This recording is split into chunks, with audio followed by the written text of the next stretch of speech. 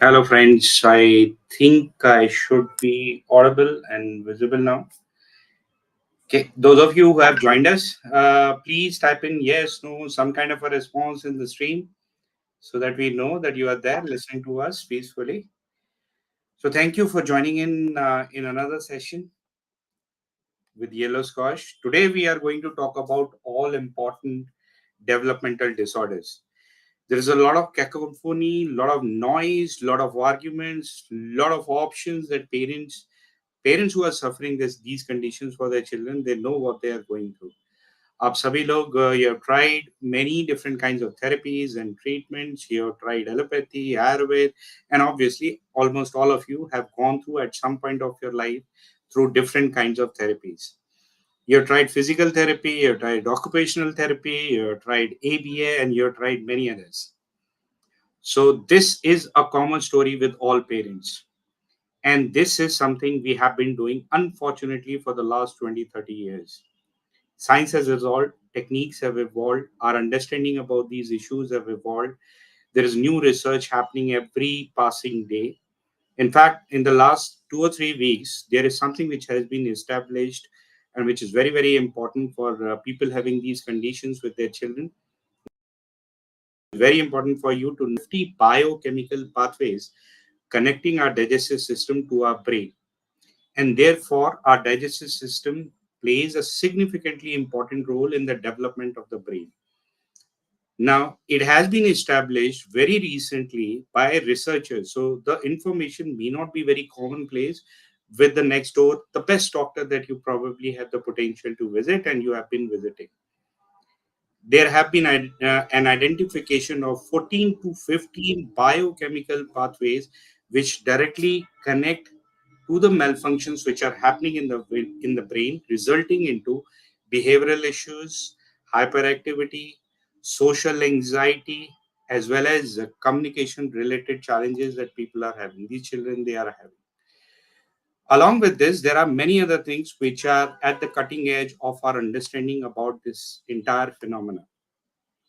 So today we are joined with Dr. Ashwini Gar, so who has been taking part in treating, understanding these developmental issues for the past a little over 3 years, almost 4 years. He has worked with more than 27, 200 odd patients across many countries, 40 plus countries, having worked with things such as autism, ADHD, hyperactivity, learning disorders, seizures, and many more. So today, in this session, we are going to learn from none other than Dr. Ashwini about mitochondrial dysfunction and its connection with all of these developmental issues. So good evening. Welcome to you, Dr. Ashwini. How are you, sir? Yeah, good evening, Ayush. Thank you so much. I'm very well. How are you? So I hope your health is treating you well. There was a little bit of a cold. Yes, I'm okay. Thank you. All right. So, sir, we'll dive straight into it. You spend so much of time on these conditions with these children, with parents.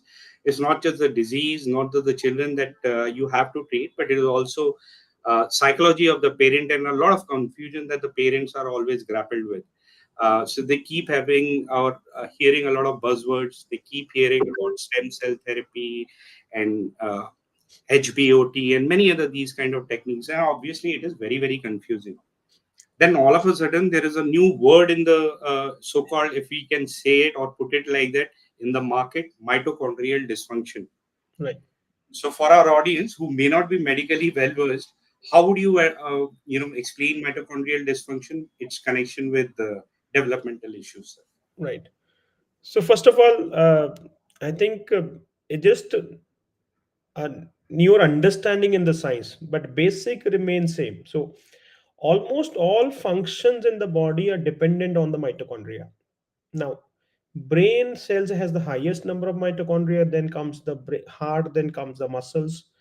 Everything and anything that has to happen in the body, it's a quality, quantity, and the number of mitochondria in each cell that would decide, right?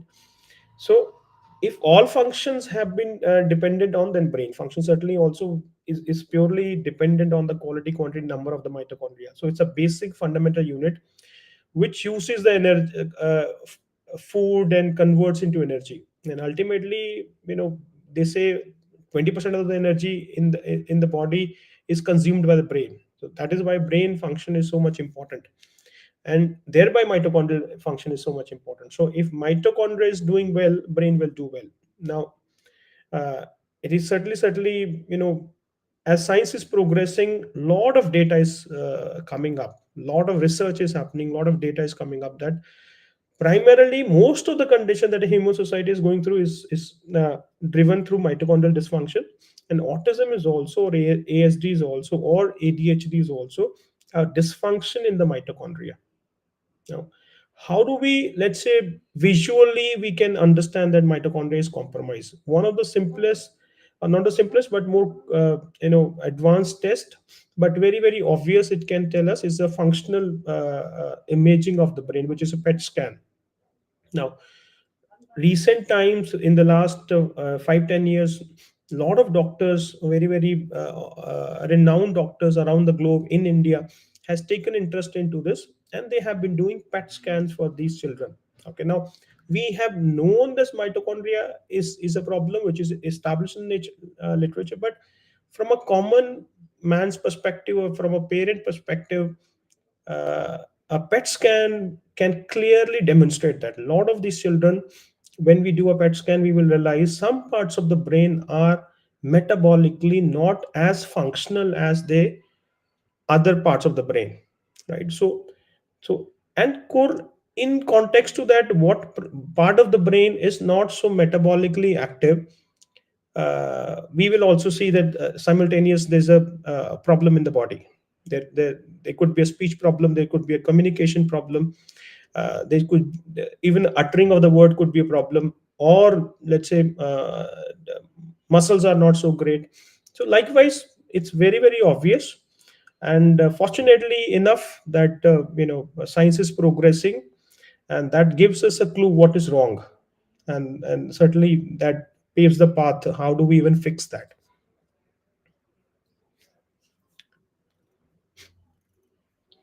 So when we are talking about all of these different complex issues, so primarily, if one has to understand the entire spectrum, probably we would bucket the entire spectrum into three categories of issues. So there is communicability, which is definitely a challenge with many of these children. They may not utter a lot of words, they may not speak at all. If they do, they don't make a coherent sense out of it. They cannot build communication and have a conversation, so to speak. So communicability is definitely a challenge for a lot of children. Behavior, hyperactivity, having a sense of belongingness in the environment that they are subjected to, what is right, what is wrong, that level of subjectivity is not there, Right. and therefore socialization becomes a challenge. Social anxiety exists. So behavior is definitely a problem, communicability is a problem, and then this intellectual ability to grasp things, have focus, reciprocate a learning in a particular scenario to another scenario, these things, this is what parents by and large understand. Right. And I suppose when you or even us guys, we speak to different parents, these are the challenges that they speak of. Right. Now, when they hear this new term mitochondrial dysfunction, and when they try to connect the dots towards what they can see and observe and understand, are there certain signals that they can also understand as a parent, that if this is happening, then probably this is one of the areas that I should be looking into? Right. So let's say speech delay is there, or there's a communication problem, or as simple as, let's say, hypotonia is there. Okay, there's a swallowing difficulty in the child is there.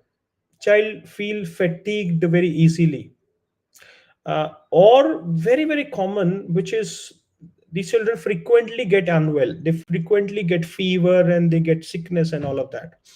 Now that also means the mitochondria, even the immune system that requires the mitochondria to keep it active, that is compromised. So if speech communication, fatigability, hypotonia, which is very very common, immune system dysregulation is there, these are all very very simple and plain outcomes of a poor mitochondria or a mitochondrial dysfunction. So if a parent realizes that these common things, even swallowing difficulty, chewing difficulty, uh, not able to have a grip of the pencil or a pen, because the power generated through the mitochondria, energy generated through the mitochondria is not enough in them. So if these very very basic things they can observe in the child and see these are not enough, that certainly means the mitochondria is not doing okay. And how do we ascertain what we are saying? Now when we start doing the treatment to improve the mitochondria, all these aspects start getting better, not just the brain function. So that certainly means mitochondria is there everywhere in the body, and certainly in the brain mitochondria is impacted, immune system mitochondria is impacted, mitochondria is impacted. So as we start fixing it, as we start working towards it, all aspects start getting better. Right, sir. So good to know this, that there are certain things which people can understand, parents can understand, and get a clue of where they need to head, rather than just pretty much shooting in the dark. So one of the things which obviously comes to mind, if I put myself in the shoes of a parent, is that this is not something that if I were a parent, I have heard very commonly that one doctor. I mean, I have visited a number of doctors and specialists, and I trust them. He's my brother's friend and all that. So obviously, you have a little bit of trust on the person you can engage Yeah. with and know of even personally. Even this is not a very common knowledge in terms of when we are looking at developmental issues, we need to look at mitochondria as well. So Right. how do you, what is the scientific evidence behind this? Some level of research, and what has the scientific community found out so far? I Ayush, in terms of the data, in terms of the scientific validation, there's enough data now. This just if even we do a PubMed, simple PubMed search, autism mitochondria, ASD mitochondria, lower IQ and mitochondrial dysfunction, so much data is there. Now how do we how do we as a parent simply can very very simple biomarkers can help us get there. Now PET scan is the one simplest way. We get the PET scan, we'll get to know these are the parts of the brain which are hypometabolic in nature, which need support. And as we support, we will realize that child is getting better in terms of the brain function, of course. Uh, Second, very very simple this thing. Now when we work with children, many of them have already become diabetic. Now diabetes also is a mitochondrial disorder. Now their blood sugars can be high, their HbA1c can be high, or their insulin, fasting insulin could be high. This is a very very simple way to they say that mitochondria is compromised in the body. Or as simple as something called lactase dehydrogenase, LDH.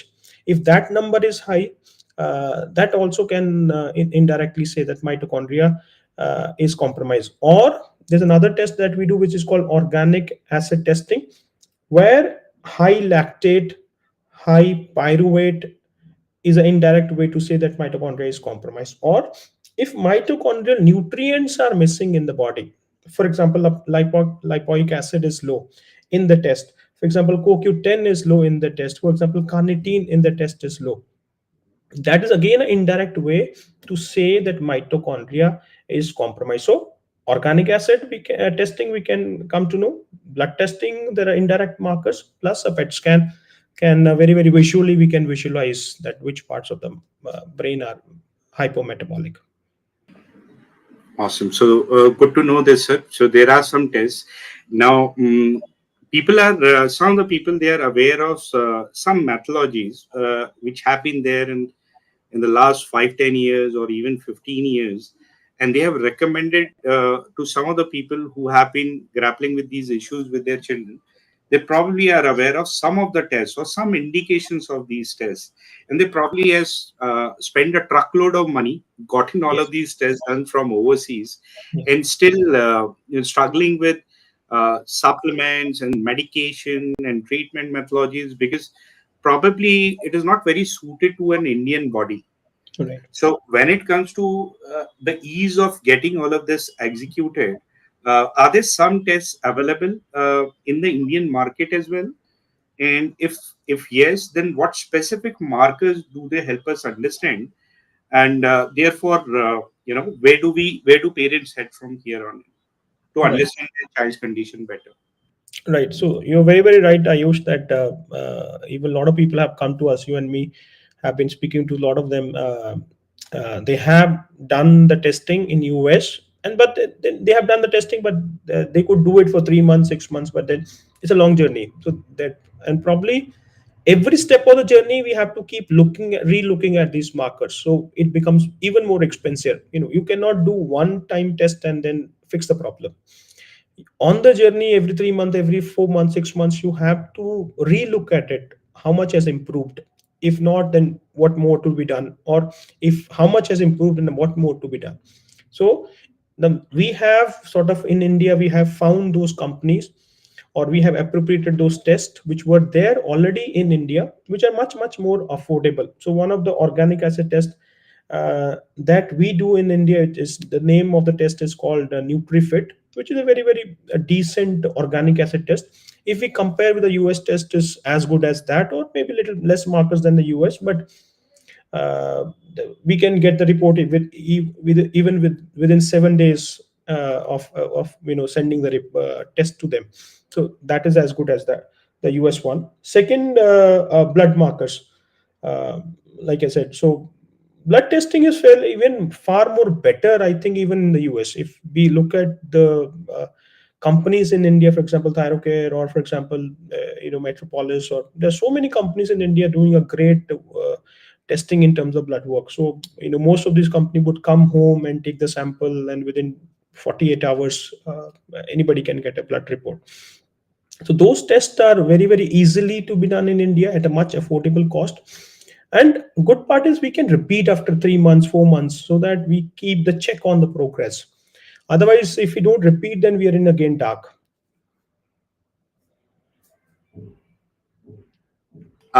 So again, related to these questions, first of all, my request to all the parents who are listening to us directly, if you have any questions, please type in the stream so that we can pick up those questions and discuss with Dr. Ashwini.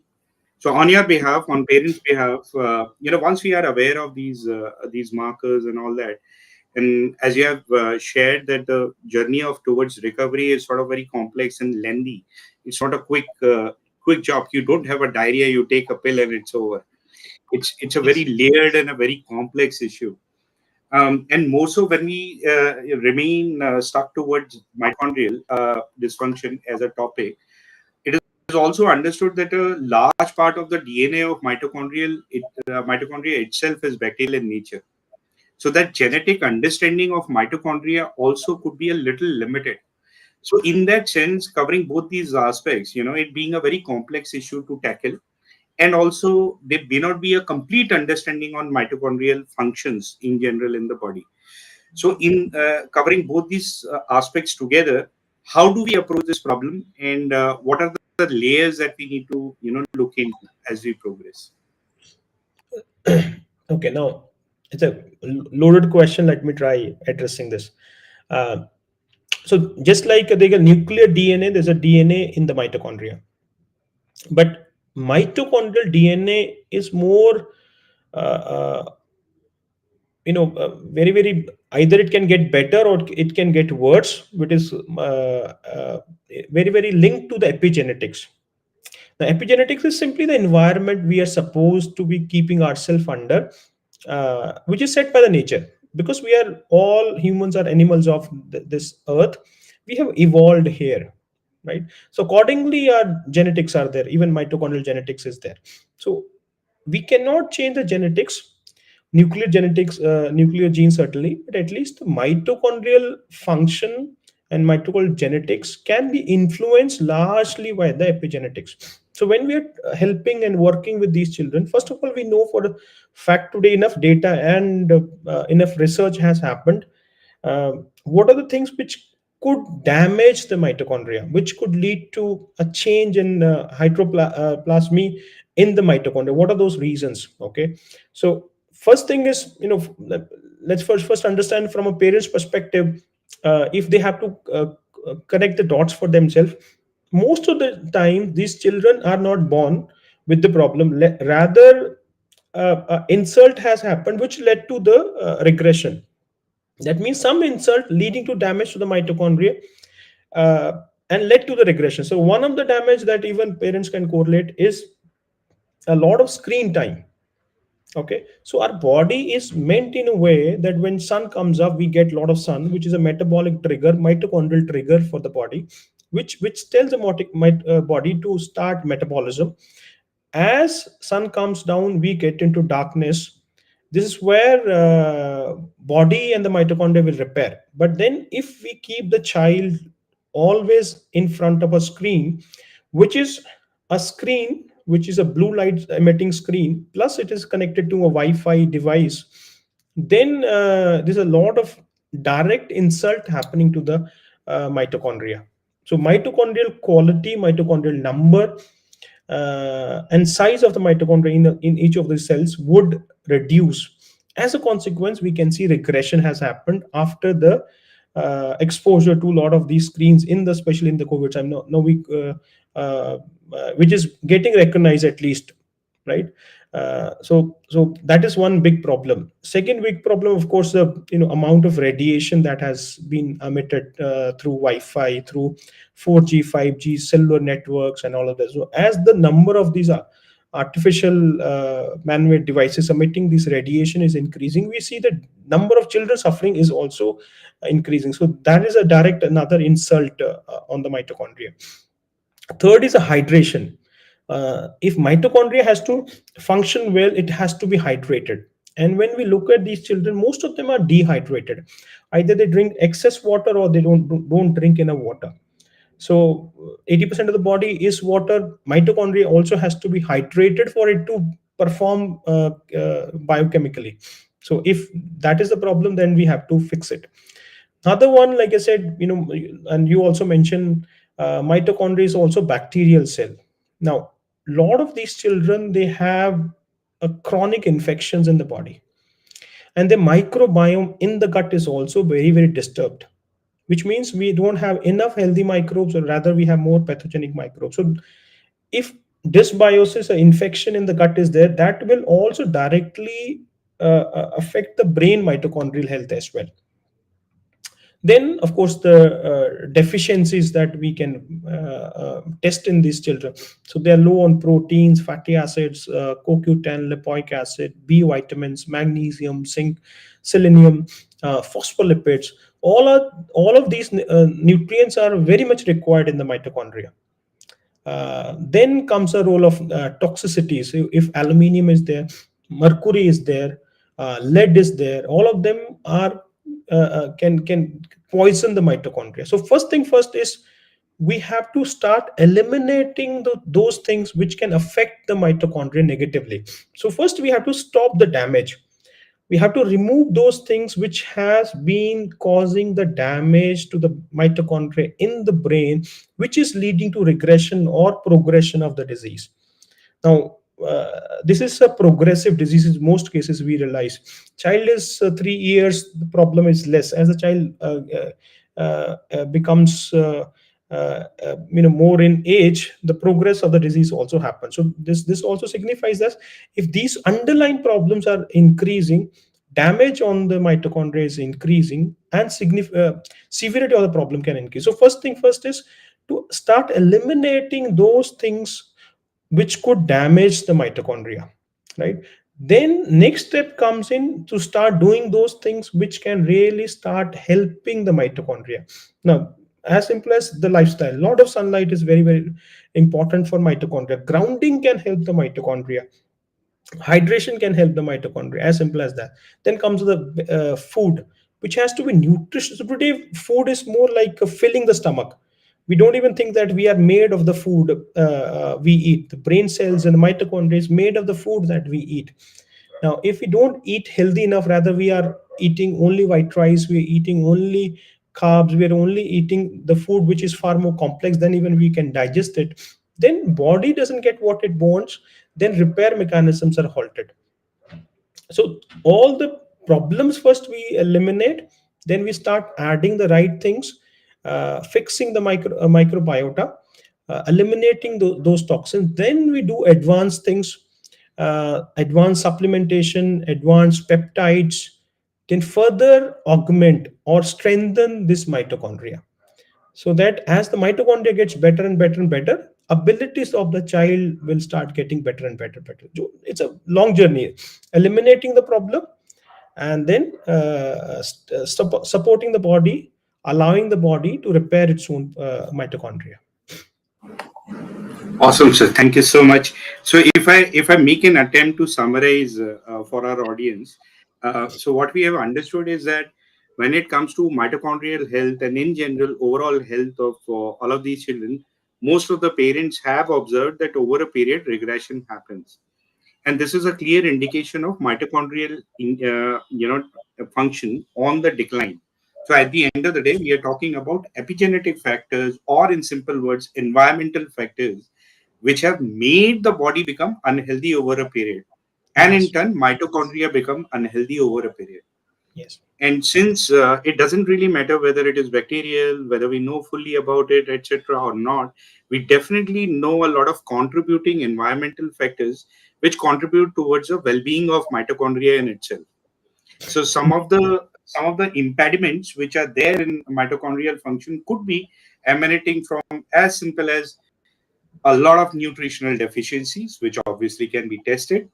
It could be because of microbiome imbalance or gut dysbiosis, which could be emanating because of a lot of parasitic function breeding inside the digestive tract and having an impact on the biochemical pathways. That could be another thing.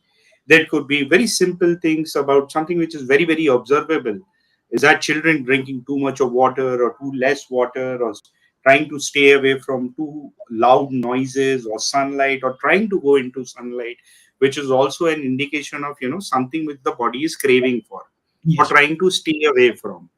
So all of these things could be an indication, and this is what we need to correct in a layered way. So we need to eliminate whatever is troubling the child. We need to add whatever is lacking in the child, and then we need to by layer. There are different strategies which once the child has recovered to a certain extent, we keep progressing, testing the child, and keep progressing towards its recovery. Awesome. Absolutely. So if I go further and try and understand, sir, since you have been advocating and treating children with all of these strategies over a period of last 3 to 4 years, something that you have observed, not just with your patients and children, how their recovery has been over a period, but something which is generally available, not just in India, but all over the world. So, with this methodology, what kind of recovery have you seen in your fraternity and with yourself as well?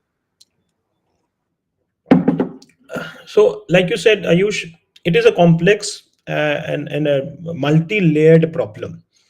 Now, more than the possibility being created by the doctors or the science is the stickiness of the parent, how long they can hold on to. Now, in our experience, at least parents who can hold on to for year and a half or 2 years with an aggressive treatment that we have to do to eliminate what is the problem, to support what is required, if they stick onto it, I think majority. So majority, when I say regression cases, is almost 80-85% of the cases.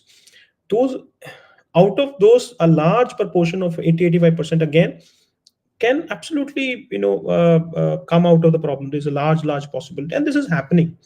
In India, we are doing. There are a few other doctors in India are doing similar kind of work, and of course, intensity of the work could be different by each doctor, or how much tools they deploy in their practice could be different. But at least baseline ways of doing things are similar. In US, a lot of work is happening. A lot of FM doctors, a lot of biomedical doctors, a lot of uh, naturopaths have been sort of working on this kind of treatment, and enough has been published. A lot of blogs have been written by them, because a lot of us are individuals, and we might not be able to publish a lot of papers because of the kind of work we do. We keep ourselves so busy, but at least a lot of articles with a lot of data that has been generated, that can say that if a parent is willing to stick for a long enough time with all the ups and downs that happens with the treatment, if they want to do it, the possibility is quite big.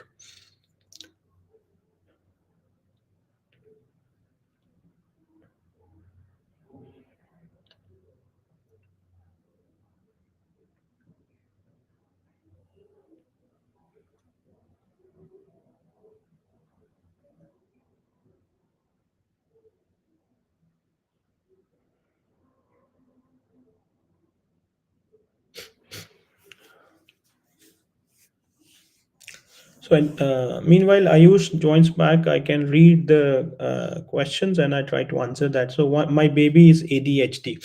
So, ADHD is typically a high dopamine state, which means when we test these children, the dopamine metabolites keep high in them. So metabolite means dopamine should convert into norepinephrine. Dopamine is more of an activity neurotransmitter. Norepinephrine is more calming neurotransmitter. So ideally, the dopamine should raise and it should convert into norepinephrine. Now, in these children with ADHD, one of the problem, of course, is a multifactorial. One of the main problem of the conversion is happening because the enzyme which is there to convert this dopamine to norepinephrine is blocked. And one of the reason of this blocking is essentially infections, especially Clostridia infection, can block that enzyme. So conversion becomes poor. Or any toxicity in the body can block this enzyme, so conversion become poor. So dopamine metabolites or dopamine keep high, and the child is becoming hyperactive. So that is the fundamental problem, along with other mitochondrial disorder and all of that. So if we start fixing the underlying problems, start eliminating infections from their body, then the dopamine to norepinephrine conversions smoothly happens and hyperactivity largely greatly can reduce. Another problem that we typically see, these children also have a heavy load of parasites in their body along with some other infections. That also can make the child very stubborn. That can also make the child very aggressive. That can also make the child not to listen and all of that, because they're in their own world. They're in their own troubles. So if we again start eliminating these underlying problems from the body, then normal physiology has to perform and the child has to move towards normalcy. These are not hardwired problem as it is assumed to be. It's always, science is always progressive. We are always learning, and new answers are coming to us. And then, of course, as practitioners, also we develop a lot of understanding about the problem and the solutioning around it. So it's a good time that we are in, and a lot of progress has happened in this world.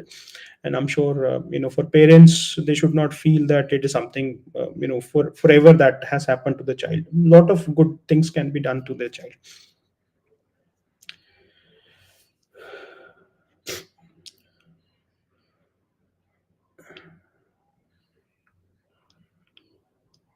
Ayush, if you're there. Okay. uh, Another question, Rose Neely, is my child is age 4 years, have behavioral issues. Specifically with me, he's not listening to me. Uh, does always opposite. So again, Rosie, there are two things we have to understand. Let's say child is not only listening to you, otherwise he's listening to everybody. That we can say maybe a purely a behavioral problem. Or he's outside is doing fantastic, in the house is just doing what he wants to do. Then we can say it's purely a behavioral problem or less of a biological problem. But if largely child is doing the same problem, he's not listening to you, not listening to anybody in the family, not listening to teachers, not listening to anybody in the neighborhood, let's say, okay, that means more than the behavior, it's more of a biological problem. There has to be a problem in the body which is making them like that. So if we test these children, we find what are the things which are not normal, which are sort of haywire. We start fixing them. That makes them more healthy, and that also brings a hormonal balance in these children. One of the hormone which is typically a big problem is a low oxytocin in them, and oxytocin also being produced by the microbiome in the body. So when we balance the microbiome, oxytocin gets better. As a consequence, sympathy and empathy of the child towards the parent, towards the mother, towards others also is improved. As a consequence, they connect more to the parents. They start making more friendships and relationships and all of that. So that oxytocin deficiency is a big problem, and getting a lot of sunlight and fixing the microbiome can really help with these things. Uh,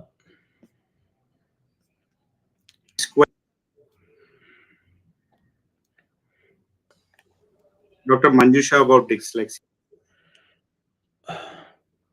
yes, Dr. Manjula, ultimately, it's a, depending on the, see, dyslexia or autism or ADHD, these are more descriptive problem names of the problem, of the manifestation. Okay. But deep down is the mitochondria which is compromised. And why mitochondria is compromised? There could be 100 reasons, there could be 10 reasons, there could be 20 reasons. At the end of the day, like we have been discussing earlier, we need to find out, we need to test what are the imbalances in the body which is affecting the mitochondria.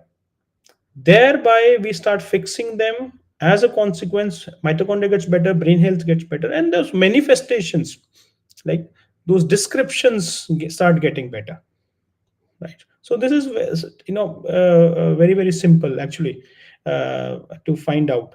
But then if we say, is there any one drug or any one mechanism for this label or one another mechanism for this label, probably we it's not even possible to develop such a drug or to have only one answer for one problem. It's typically a multifactorial underlying problem which has to be resolved.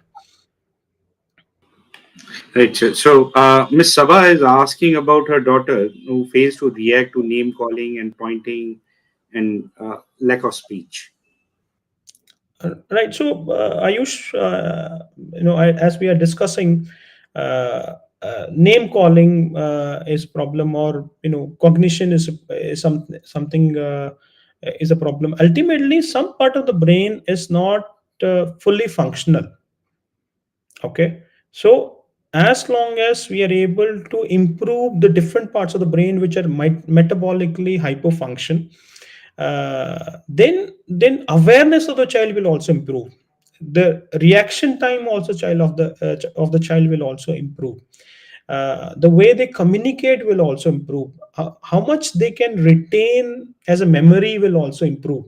Their IQ will also improve. So deep down, brain has to do so many functions. Okay, we don't have to worry about this function or that function. We just has to fix the organ which has to do these functions, right? So if we start fixing those problems which is causing the dysfunction in the brain, then all of these things just naturally has to get better. So, at the end of the day, to all parents, there are reasons behind all of these issues. If we are able to understand these issues, specific behavioral patterns could be very different from different children. But nonetheless, if there is anything anomalous, which is, jutting out of the normal completely, not acceptable by the society, or it's not according to the behavior which is considered normal, then there probably is something we should look deeper into. So there was another query from the parent about self-fitting with an ADHD child. So again, like we have been discussing, I use this self-hitting, self-harming, self-biting, or biting others is a very typical behavior. And one of the major reason that we have so far sort of come across or discovered is a heavy parasitic infection in the body. So why would a child would hit in the first place? It cannot be behavior, right? Just because we don't understand the problem, we call it a behavior. Now there's a tremendous pain in the body of the child. If you observe them, there's a lot of pain in the body. And why the pain is there? Because inflammation is there. Why the inflammation is there? One of the reason for inflammation could be a parasitic infection. So if you start reducing the parasitic load, Self-hitting, self-biting, hitting others, pulling airs, a lot of these behaviors will get better. Right. So, just highlighted another question. So, some of the parents obviously they hear about GAPS diet, they hear about gluten free, casein free. They do a lot of experiments on their own as well as regards diet. But diet, they see limited progress. They see some progress, but when they see a little bit of progress, they are even more disheartened that the diet did not make a sea change in their child or a fundamental change.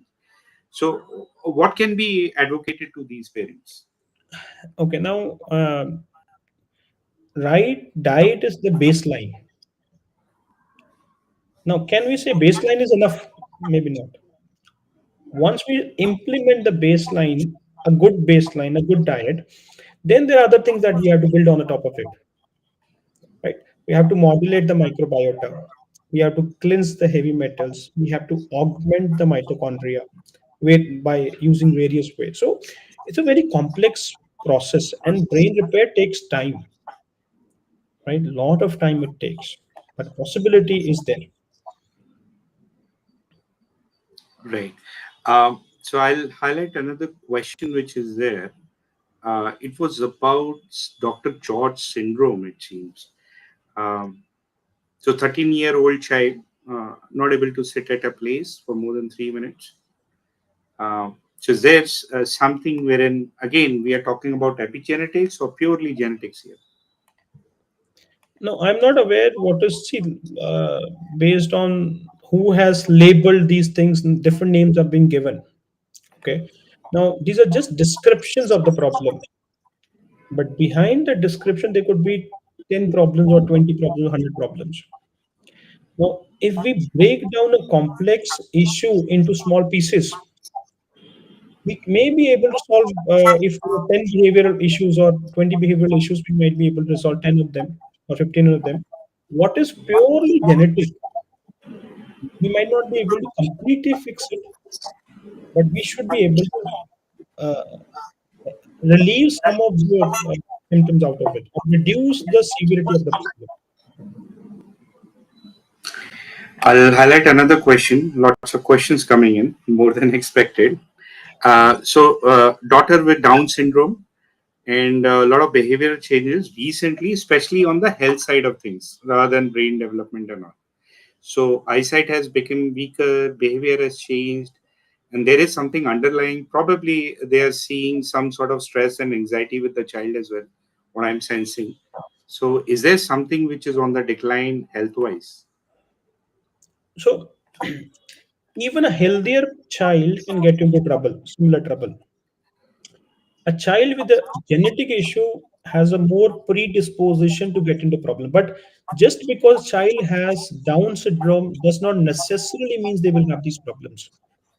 So again, if we fix the biology, we make the physiology better in that body, even in the presence of the Down syndrome, we will be able to bring lot of health to them. Thereby, most of the things that a parent has mentioned, the eyesight can be improved, or anxiety can be improved, or speech can be improved, or muscle strength can be improved, or walking can be improved. A lot of these things can be improved.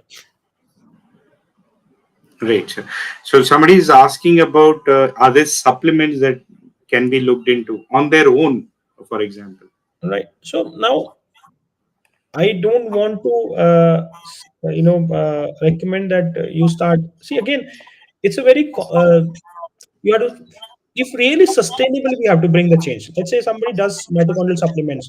Carnitine is there, CoQ10 is there, D-ribose is there, fatty acids are there, plasmalogens are there, zinc, B vitamins are there. So many specialized supplements, so many basic things that they would help with the mitochondria. But we really has to get a sustainable outcome.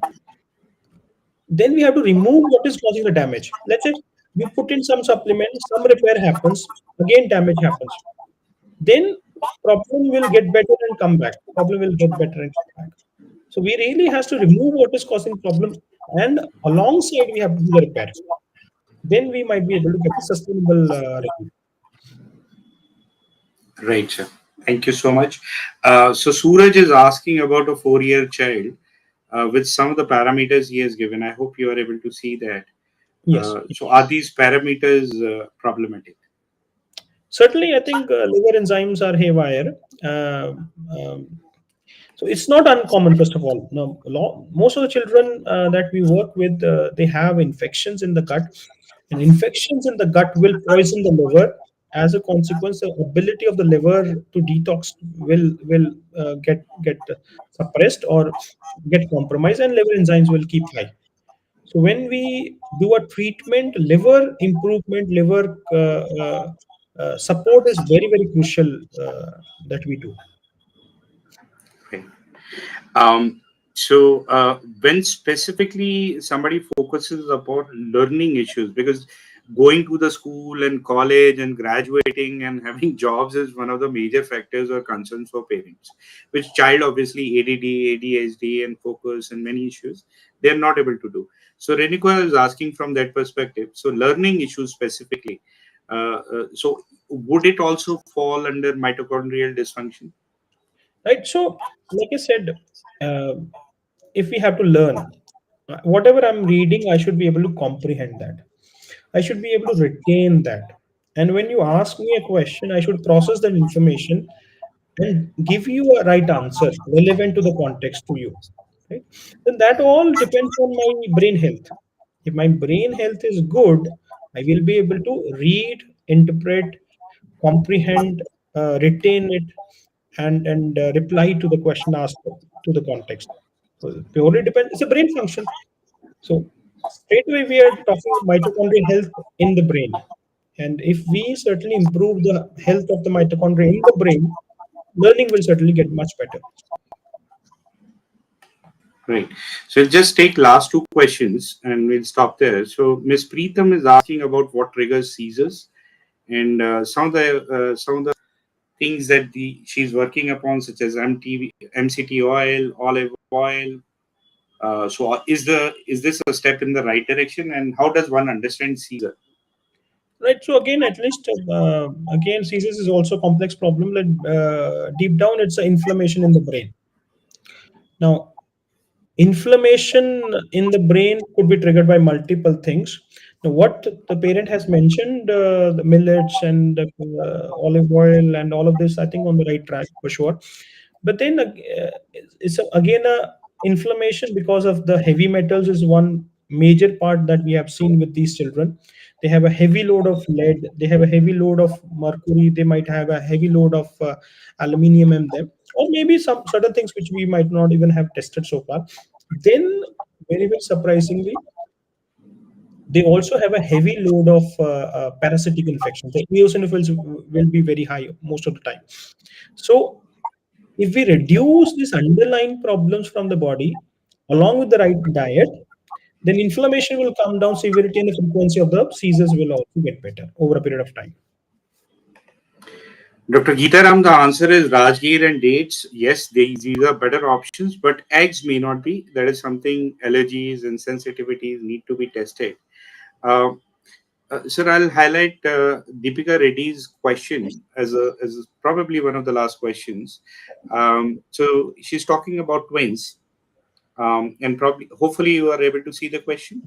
Yes, one of the trim has down. He's still 2.1. Still doesn't walk. No babbling. Uh, okay. So, like I said, Down syndrome does not mean the child should have speech problems. Down syndrome does not mean the child should have walking problems. So these are deep down. See, if I have to walk, my muscles has to be strong enough, and my brain to muscle coordination has to be good. For that, my mitochondria in the brain and in the muscle has to be good. Right. So again, it all boils down to the mitochondrial health. If we improve the mitochondria, both children, the child with Down syndrome will attain good health. Other one can get out of the problem. So one parents has asked about the child being heavily unruly, being very angry and abusive and shouting and even beating and that being absolutely out of control. Uh, so how would you react to this? Why does this Right. happen? And is there any link with all of these? At the end of the day, we are talking about many different kinds of behavioral patterns, which are abnormal, so to speak, which is not accepted generally in society. Because these questions could be many, and there is no point answering each, and there is no different answer to all of these different behavioral patterns. But how does all of roads connect to mitochondrial dysfunction? Like I think when you had some technical issues, I was telling most of these children are angry or unruly or aggressive. One of the reason is they're always under pain. Even no normal person, if you and me have a lot of pain in the body and there's no resolution to it, I cannot tell to anybody that I have pain. What will happen to me? Okay, so lot of time uh, behind these behaviors is a poor biology or poor physiology. If we can fix those problems, then at least some settlement will happen. Another one is a hormonal imbalances in them, and one of them is oxytocin.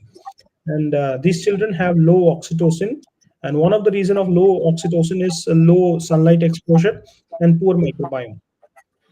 So if we change the lifestyle, we clean up the problems from the body. A lot of these things will settle down, and they do settle that we see in our practice all the time. Awesome.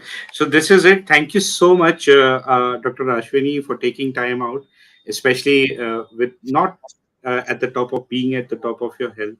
Uh, so happy recovery to you, and thank you for spending such a lovely time and addressing so many questions. Thank you, sir. Thank you so much. Thank you so much, Ayush. Thank you. Thank you, sir.